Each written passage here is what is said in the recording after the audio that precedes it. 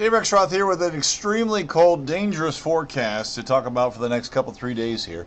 Wind chill warning has begun. It goes till Thursday morning, 11 a.m. Now, wind chills by tomorrow morning, the 30 to 35 range, maybe a few get closer to 40 below. That will be a problem not only in the morning, but all the way through the day, through the night, into Thursday morning as well. The cold settles in and hangs around. It is a tough go, absolutely. Wind chills, you can see here, 25 to 30 below on the north side, 35 to almost 40 below on the south side here. The reason it's colder south is there are fewer clouds. There'll be some snow showers. Matter of fact, there's a winter weather advisory, Oakland, Livingston County, and up to Genesee County, up around the Flint area until 8 o'clock in the morning. 1 to 3 inches possible there. So the lows in Detroit, 6 below, 9 below, 11 below in Ann Arbor. Colder again to the southwest. Adrian could be 14 below.